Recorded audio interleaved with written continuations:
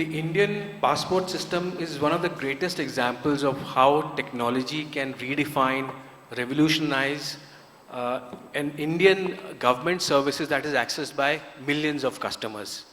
I remember there was a time when there used to be serpentine queues for getting a passport, humongous amount of paperwork to be done. But all that has changed now, courtesy because of technology, data, artificial intelligence, all working together. In this session, we have Mr. Golok Kumar Simli, who has been on both sides of the table. He has worked in the government, in the External Affairs Ministry, and has been instrumental in giving shape to the passport program, the Passport Seva program. And now he has pivoted to the corporate sector, working with BLS International in a senior technical technology profile again. The company obviously, extends technology-enabled customer services to lots of governments across the world. So in this session, let's ask him what happens if you embed AI in a large project. What is the impact on people who use it and citizens at large. So to begin with, Golok sir, you've been at the intersection of technology and governance for like about 3 decades now. So when I say one big AI project that changed everything, what actually comes to your mind? And how and why would you quantify that project as being the one that actually changed things? No, thank you. Thank you, Mr. Yashvendra. And once again, thank you for having me here. In fact, my journey begins more than almost 2.5 decades within the government ecosystem. It's not about External Affairs Ministry alone. I think I'm very fortunate to be part of the team who actually conceptualized e-governance in India somewhere between 2004 and 2007. Before that, also I was part of the banking transformation as part of Reserve Bank of India. Prior to that, most of the public sectors within the country, and now with BLS International. So, as you rightly said, during this complete journey, especially since we'll be quoting some examples, some live cases, some huge cases, and passport is one of my dear. I mean, you all might have realized there were days, like Mr.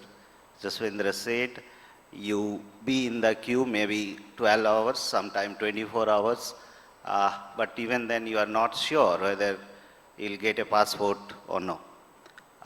But today, when you ask me saying that, what is that one AI project that changed everything for me, I'll put it that way, saying that it's not one AI project in isolation, but I would say AI which part of the evolution process. And when I say evolution process, especially these kind of a large transformation, because as I said, more or less I was connected with most of these large transformation, whether it is Aadhaar, whether it is GST, whether it is GEM portal, whether it is Passport Seva. What I could realize that during this AI evolution process, 3 things we are finding very, very difficult in terms of how do you make things predictable. It's not that earlier systems were not predictable. They were predictable. Systems were mostly rule-based. But what we wanted to bring in as a intelligence prediction. That is the difference we wanted to bring in. And that was the biggest challenge for all of us. The second thing was when you process in millions, let me quote examples. I love numbers. Let's say if I give you a numbers of UPI alone, Mr. Singh, we are processing almost more than 700 million transactions per day, right? If I give the quote of GEM portal, in a physical year, you are processing almost 8 million orders, right? And if such is the volume and if such is the magnitude, how do you detect patterns? That was the real challenge. Even in Passport Seva, we are dealing almost more than 2 million applications in a month. So how do you deal with that? How do you detect those patterns? And when I say patterns, in terms of identifying those anomalies, right? In terms of detecting behaviors of the individuals. And then when you do that, how do you put a kind of a intuitive and risk-based scoring? That was very important for me. And let me quote another impact which you could create. There was a day when my passport employee or a passport employee could process, let's say, 70 applications to 80 applications per day. And that too, he may not be or she may not be very confident enough what exactly the decisions I am taking. But today, the same employee, right? Can someone guess how much applications they are processing per day? 70 to 300 on an average. That means what is the percentage increase, percentage impact I could create? Probably more than 300%, right? Let us talk in the terms of beneficiary and why such AI potential. In terms of beneficiary, as I said, even if I take on an average an applicant spent 5 hours, which is not true by the way, it was more than 5 hours. As I said, sometimes you are doing 2 rounds, 3 rounds, 24 hours, 34 hours, you don't know, you even don't know. But let's assume that you are taking 5 hours on an average. Today when you visit a Passport Seva Kendra, it's hardly 45 minutes. So how much time I have saved off you? Almost 85%, right? Now these are the numbers, these are the impacts when you do in any transformation, forget about passport or Aadhaar or UPI. You know, the larger impact what we are trying to see as part of this AI journey and especially India AI way, how do you create that impact for the larger sense, for the public at large, right? And the only point here is when you are looking for public at large, masses at large, creating such impact, I think the best part we must all should see, whether I come from industry, somebody coming from policy side, administration side, academia, every one of us, if you can create that impact across masses, right at the corner of a village, I think that's the achievement we want to do, and that's how it should be. Sure. That's the real impact. Like you said, you know, at its peak, Passport Seva program was handling 2 million passports a month. Yeah. I mean, that's no, huge. 2 million passport in a month. In a month, right? Yes, correct. Yeah, across missions abroad, Absolutely. offices, service centers. Yeah. At what time, at what point during the program did you realize that AI is really critical for it, you know, and without which the program would have buckled? Very interesting. In fact, there was a time, like say at what time, that time was not for me, that time was faced by every citizen at large, right? The infrastructure was collapsing, the system was not at all transparent across all layers, right? The facilities and amenities as a citizen, when you connect to a government system, you feel like where I am standing, what for I am standing, right? So those are the turning points. We thought, how do you create an ecosystem which is away from traditional? Let me quote 2-3 things here. What is that I am looking away from traditional? The first and foremost thing is away from traditional means I must not be as a citizen standing in the queue. I must not be looking towards a government department or a government system when I'm seeking for a services. That's my right, right? So that was the first turning point we wanted to change.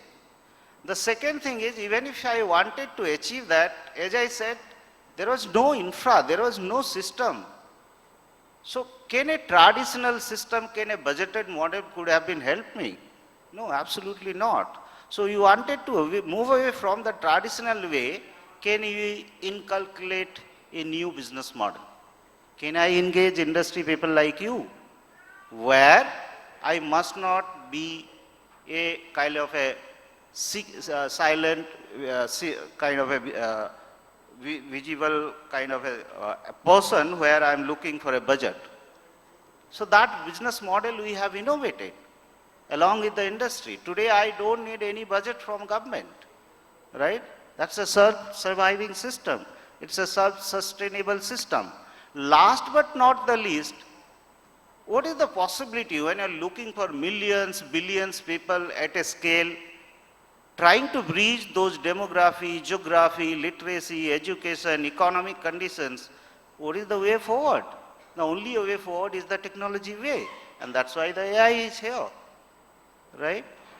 And that is the difference probably, and that is the difference we are thinking, how do you bring in? And it's again not me. Let me quickly quote another one point here.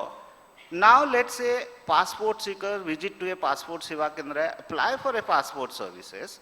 You just submit your application. Even before you reach home, there will be SMS on your mobile phone saying that your passport is in print queue. Sometimes citizens are questioning us, is this a hoax message? How is it possible? I have not even reached home, right? So that's the possibility. Right, sure. But the working in the government is a completely different ball game. There's a lot of public scrutiny, there is legacy infrastructure, and there can be no downtimes.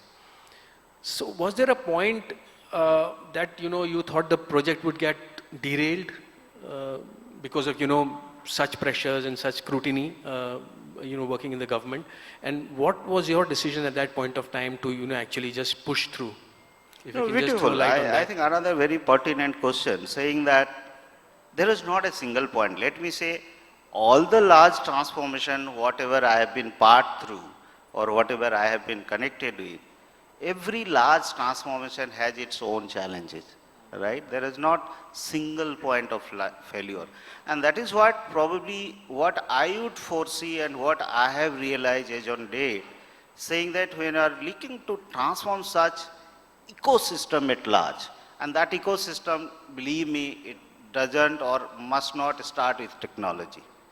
That ecosystem must start with identifying your problem statement correctly. If you identify your problem statement correctly, then the stakeholders ecosystem where technology is one of the stakeholder. Maybe today technology is sitting at the core of the entire ecosystem, but unless you identify your problem well, identify your ecosystem well, identify your stakeholder well, how do you leverage technology? Even if it is AI, how does it matter? It absolutely doesn't matter. So that's the way forward. So you rightly said a technology has to align with business. I mean, that's the starting point for any implementation. Right. So then you moved away from the government, you're on the other side of the table now, you're working for a corporate.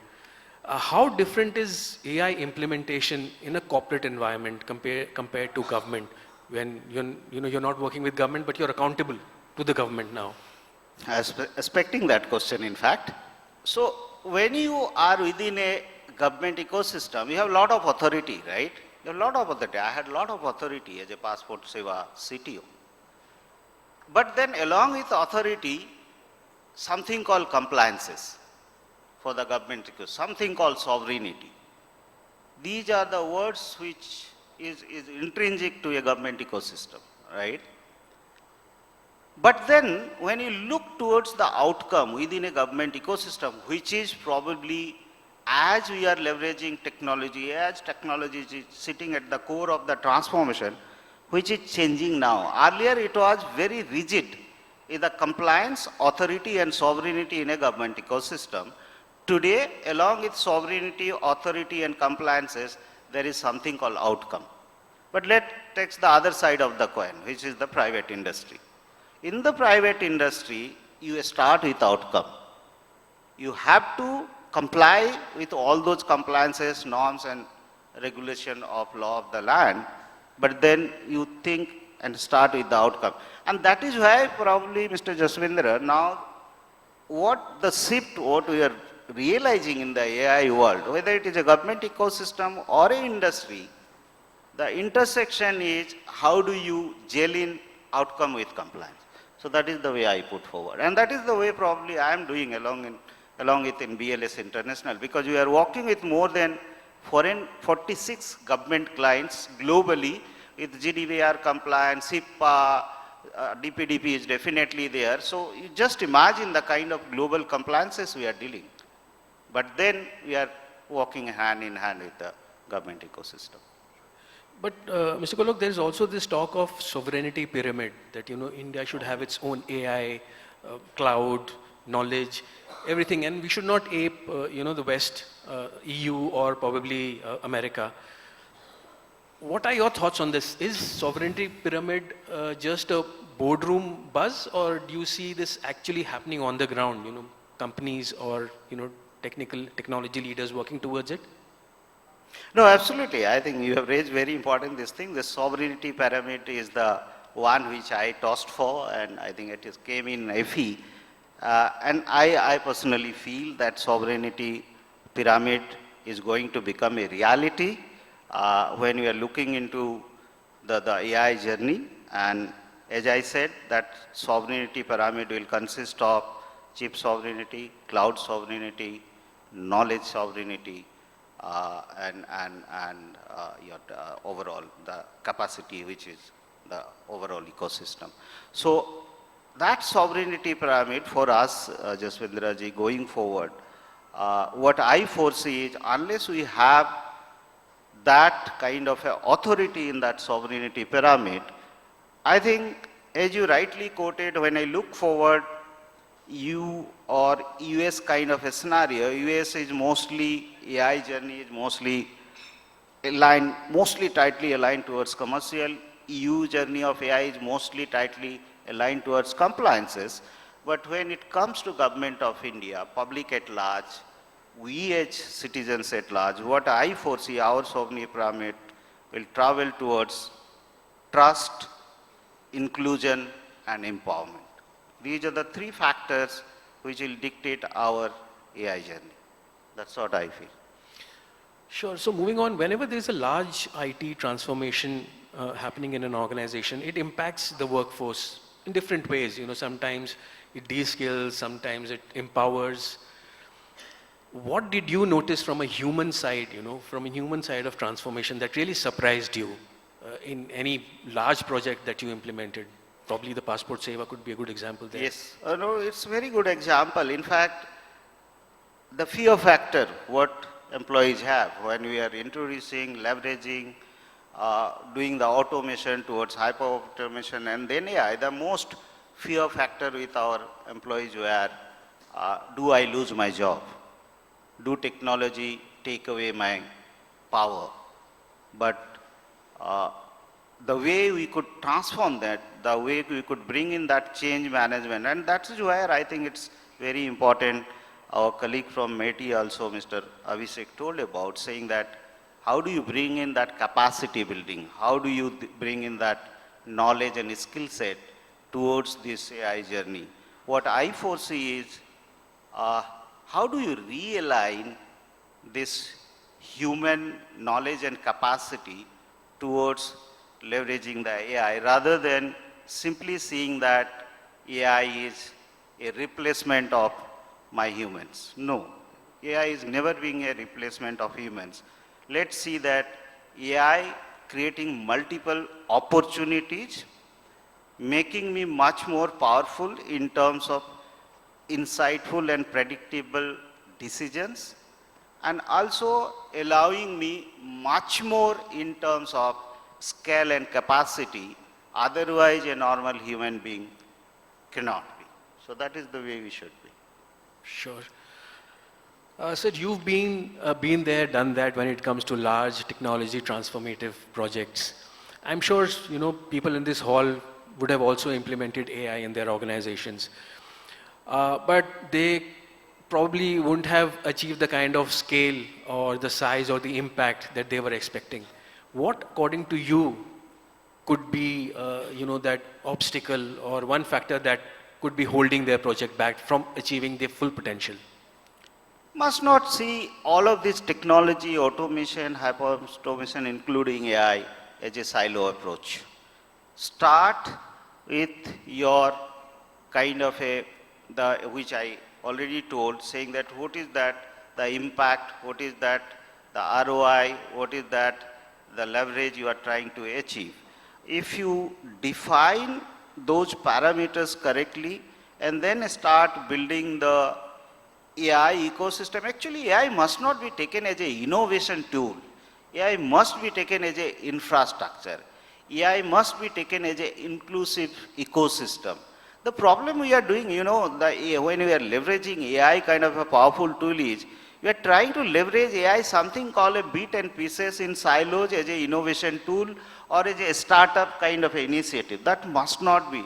Let's build AI as a layer which works as an infra layer, inclusion layer and empowerment layer. If you feel that way, I think things will change. And that's what probably I did. And that's what probably my message to all this audience is. So that's how it should be. Thank Wonderful. you. With that, the time's up, but we can take a couple of questions from the audience. Any questions for Mr. Golok here? Yeah. Can we please have the mic?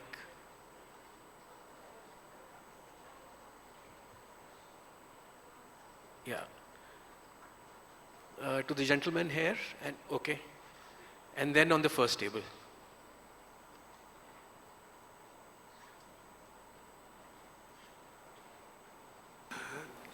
So one area where India is still struggling is that in judicial reforms. Can AI do something very concrete like what it has done in the passport? No, absolutely, sir. It's not about, as we are discussing, whether it is a judicial system or any kind of a sovereign decisions, which I already told. And in judicial system also may not be, it's necessarily one should start looking, saying that I am deciding through AI measures a kind of a verdict of a case. I am building the case, I am analyzing the case, and I am then putting a human oversight over the judicial ecosystem. So that's the way the journey should be. I must not be directly looking into the outcome or the verdict. There is a process of a judicial process, right? So in that process, how do I inculcate AI as a tool? I was just looking whether AI can help the judges in what you call making the decision faster. So that absolutely. They can Absolutely. deliver more judgments. Absolutely. So whenever you have large data set to deal with, whenever you have multiple document to refer with, you definitely use, that is the idea of having AI as a layer. So whenever you are bogged down with multiple options, whenever you are bogged down with multiple data points, whenever you are bogged down with multiple documents to refer, that is where the potential is. So where a human could take days, AI could do that in hours. Absolutely, not even hours. Mr. Yashvendra, within minutes. Within minutes, yeah. Yes. Sure. Okay. Thank you, sir. Great. Great. But one point, when you are thinking of such intervention of AI in a sovereign decisions, kind of a judicial ecosystem, something we call SLM, that brain should be yours. That human oversight should be yours. Then you can leverage the LLMs, right? So you had a question, sir? Can we have the mic on the first table, please? Hi, sir. Okay. Yes. Sir, good afternoon. So my name is Vinay. In the previous panel, I saw lots of people from the insurance industry, and we were talking about using AI in every possible sector in either smaller or a larger stake. But and sir, like you also presented the example of passport seva. But at the same time, AI is silently introducing another problem of unemployment. Okay, it is cutting the job in a massive way. So is there any framework that you can introduce to government or to companies that can, make a checks and balance between, losing the jobs as well as introducing the AI also? Because again, we cannot deny the future of AI, but at the same time, losing the job is also a factor. No, Vinay, the problem is, I think every transformation, every era, that fear factor was there. I remember when I was maybe just passed out of the engineering college, we were just entering into the digitization stage. Then we moved towards consolidation. Then we moved towards automation. Today we are at hyper automation and AI. Right? Tell me, at each of these era, You create a lot of opportunities. You harness a lot of potentials which are otherwise are harnessed for. You touch so many corners which otherwise you can't even think of, right? Today I can reach to masses at large. Today I can reach to a corner in the country with the press of a button. Today I can talk to you in multiple languages. Why is that we are only thinking the flip side of AI? It's there. I'm not saying it's not there. So that's the potential probably we need to leverage. Yes, I do agree. There are flip sides. Every system, every era has a flip side of it. But why to look into the flip side? Look to the brighter side of it. Leverage it. That's how it is. Sure. So one final question from the gentleman here.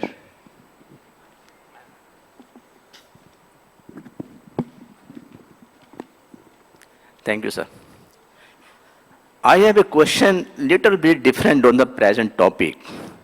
You have mentioned that you have worked in ministry and password in so many years. My question is, can you share an example where an AI initiative looked promising at the board level but failed to deliver the ROI, and what is the lesson learned from that? No, sorry, I could not get the question. Okay, I will repeat my question. Can you share an example where an AI initiative looked promising at the board level but failed to deliver ROI, and what is the lesson learned from that? No, if I get it correctly, you are saying that was there at any point of time these kind of a automation or let's say AI create a problem in terms of Not realizing the return on investment. Yes. So that realization will only happen, as I said, if you are not able to harness, if you are not able to properly make your use case in terms of deploying AI at that particular layer or that particular area. So that is the concerns. The concerns here is not at all, it is creating a negative side of it. It may create, there are chances, there are failure of AI cases. Every day there are. But the problem here is, or the opportunity here is, how do you build in that AI within the ecosystem? That's what I was guarding with, saying that don't think simply for an outcome. Go through the process, follow the process. You'll see that every process there is a chances, there is an opportunity to improvise. There is an opportunity to encase, there is a return out of it. Look of those process, look of those bottlenecks, look out those legacies and try to inculcate across the processes. Don't think of the outcome alone. Outcome will be coming, outcome is deliverable. That will come if all other process you have followed right. That's what we should do. That's what. Thank you. So with this, we bring the session to a close. Thank you so much, Mr. Thank Golok, you, Mr. for a wonderful Yashvendra, session. as usual. It was a very nice.